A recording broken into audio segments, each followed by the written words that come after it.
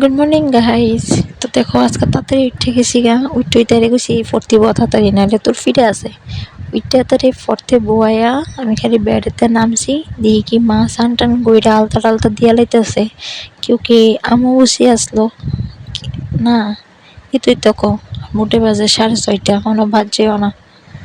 তো দেখো চোখ মুখ একবারে ফুললা রইছে, এত বেশি ঘুমাই লিছি। তারপরে ব্রাশটা লইছি, লইয়া গেটটা খুইলা দেখি পরিবেশটা খুবই সুন্দর।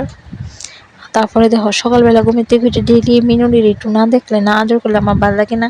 আর এদিকে দুনোরা ছোটো ছোটো মিনুরি দেখো বড় মিনুটার একবারে জ্বালাইয়া লিতেছে।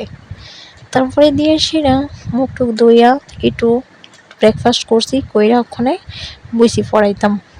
এই যে আমার একজন স্টুডেন্ট লিখতেছে, আরেকজনও লিখতেছে। আমার সারাটা দিন এমনি যা, এই যে ব্লগ করুম কিতাব ব্লগ করুম সারাদিন, তো পড়াইতে পড়াইতেই জাগা। তারপরে এন পড়াইয়া স্নান টান কইরা আবার গেছি দুপুরবেলা পড়াইতাম। দেখো মানে কইছি না সারাদিন পড়াইতে পড়াইতেই যা। তারা ছাড়াও আরো দুইজন পড়াইছি। তারপরে আয়া সেরা সন্ধ্যা হয়ে গেছে। তারপরে মারে কইতেছি, মা কইতেছে আম দুধ খাইলা। তারপরে খাইছি, খাইয়ে দিয়ে একটু চানাচুর দিয়ে সেটা বাইরের মতো বানিয়ে লাইতেছি। দেখ অনেকদিন ধরে ইচ্ছে হইতেছিল, তো টেস্টি ছিল। কতদিন পরে মনে হয় বানাইছি। তো দেখো কি সুন্দর লাগতেছে, খাইতে অনেক টেস্টি ছিল। আর তারপরে মার লিগে আমার লিগে বাবুর লিগে চা বানিয়ে লিছি। মা হইছে আবার দুধ চা খানা, এলাকা মার লিগে বানাইছি হইছে লিখার চা। তো টাটা।